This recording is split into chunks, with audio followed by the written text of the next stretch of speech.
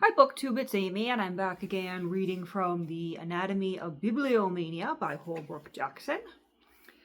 We are beginning part 10, I think, titled Of Book Drinkers, of their liquefaction and propensities proper to drinking. We are on page 174. To this gastronomic catalogue I must add a little, for I have not yet said all. Books are also beverages. I never drink but in my breviary, quoting from Rabelais. So there is still to account for those numerous instances wherein they have quenched thirst and satisfied our Dionysian needs.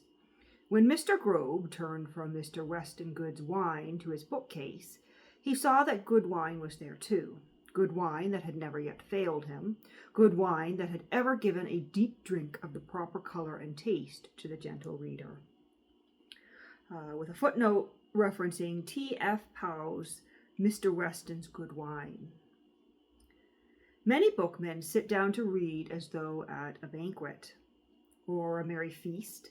They taste styles as some discreeter palates do wine, relish that delicious beverage which they have swallowed so thirstily from the magical cup of literature.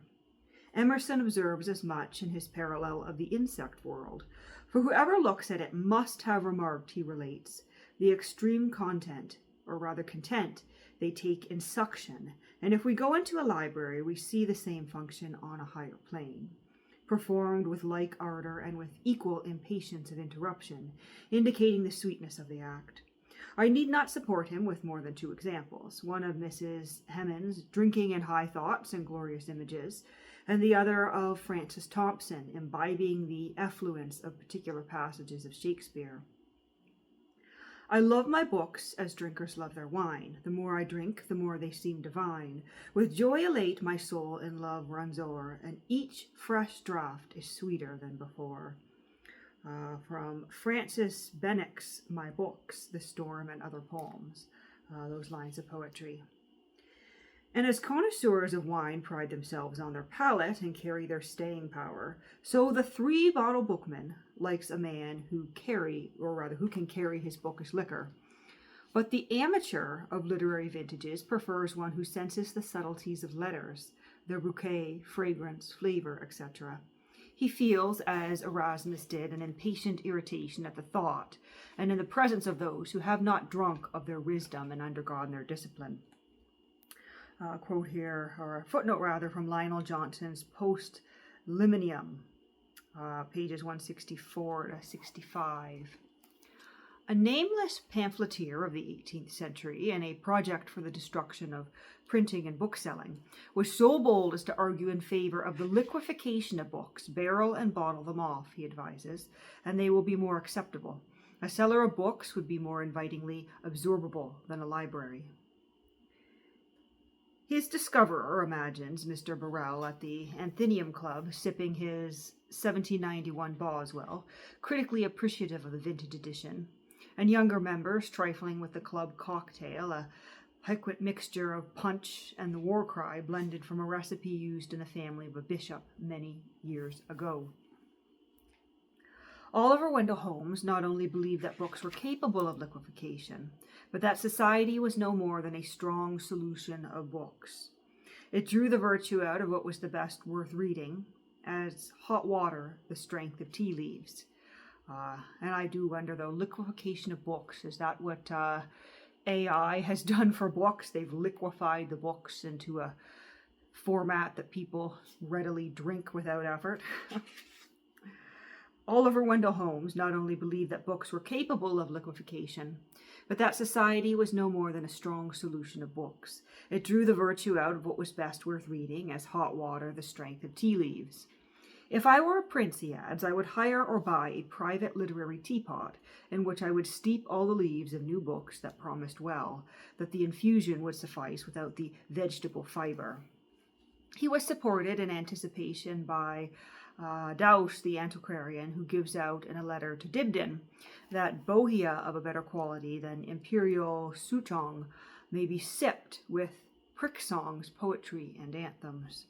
The lesser sort of books, which circumstances compelled below to drink for the purposes of his anecdotes, were smaller, though not less pellucid and refreshing streams. Edward Fitzgerald held that there was an infusion of Xenophon in Sophocles as compared with Acilius, who was a dilution. And Addison gives as a recipe for an essay writer that he must practice in the chemical method and give the virtue of a full draught in a few drops.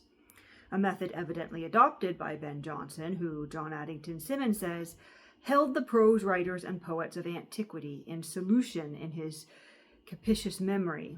And a young writer of the 90s has a friend who was suckled from Dante and weaned on Goethe.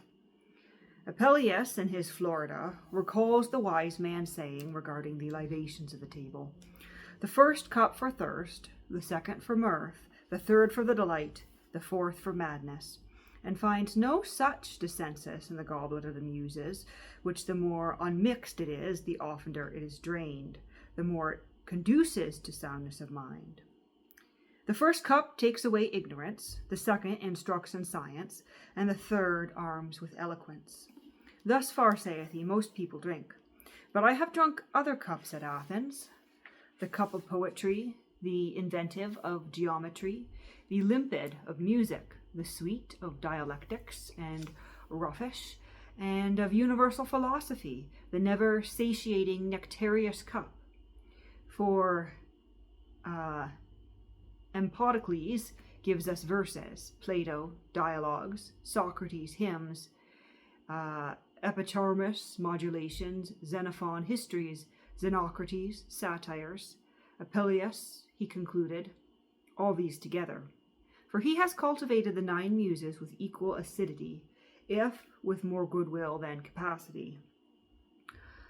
Well may Joubert discover that when once the mind has tasted the sap of words, it can no more do without it, for it drinks thought there. And that brings us to the end of that section there on of their liquefaction and the propensities proper to drinking. The next section here is titled, They Raise and Quench Thirst and Are Potent Beverages. But we'll end it there for today.